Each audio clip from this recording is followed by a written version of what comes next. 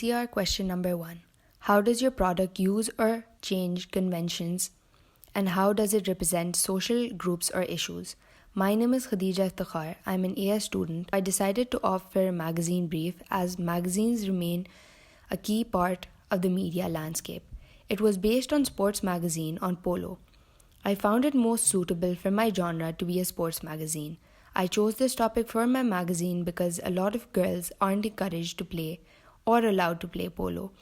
A, because there are virtually no girls playing, which means they have to compete against men, which in return makes it more ruthless and difficult to play. B, because of the stigma attached to the sport and how it's a men's sport. Magazines consist of conventions, which are the set of rules which something is usually done, how something is usually done, and are the typical things the audience wants to see in a certain media product. Before starting my media project, I did a detailed research to find out about my genetic conventions. There are a couple of magazine conventions which consist of the following. 1. Masthead or title. Number 2. Selling lines. Number 3. Cover lines. Number 4. Slogans. Number 5. Price or barcode. And number 6. Cover image, which includes the model, which can be a celebrity. When I took media studies, I wasn't that fond of how different genres have different conventions.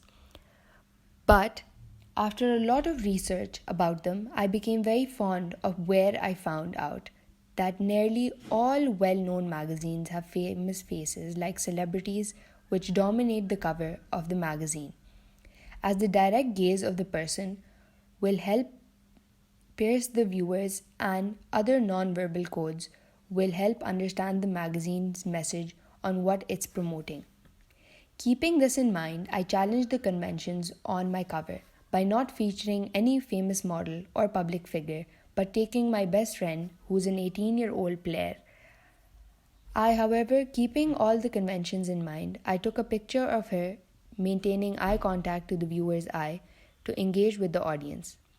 I challenged the conventions by taking the pictures outdoors instead of doing it in a fancy-like studio. I shooted it in a stable to add representation to make the viewers know what it's about rather than looking at the name or title.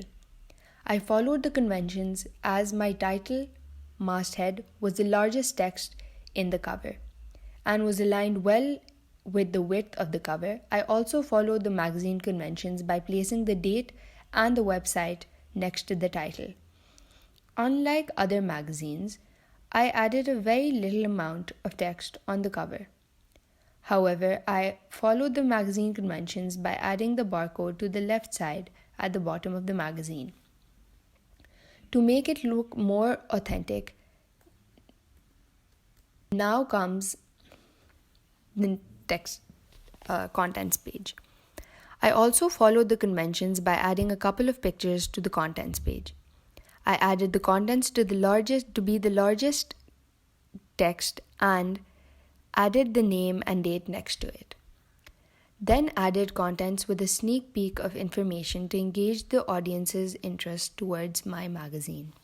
Coming to my double spread, I used a black and white image and added a third left convention, which consists of an article or an interview. However, I went for an interview, which is a core part of what may be in the magazine. It consists of the basic format of questions and answers and an interview with the model. I also followed the conventions by adding the pages as done in the other magazines, but to make it look better, I wrote my magazine's name and interview I took on the other side next to the other page number. However, you must be wondering, I took my whole magazine in black and white.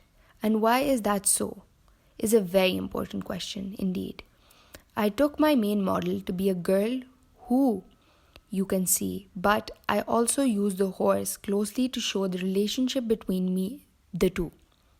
I wanted the viewers to know about its genre and social significance without page number.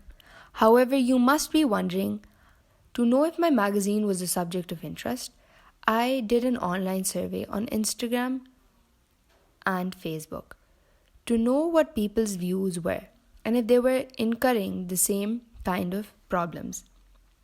And most of them naturally did, as the main subject of conflict was the social pressure and the way polo is said to be a manly sport.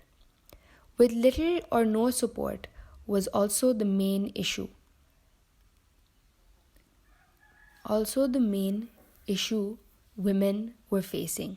However, many guys were also a part of this survey and they also agreed on how these are actually authentic issues women are facing in a male dominant society. I made my interview on a true and live model who's facing all these issues while playing and how she struggled her way and focused towards the game and succeeded in the sport. So I think that's about it for this question. Thank you for watching.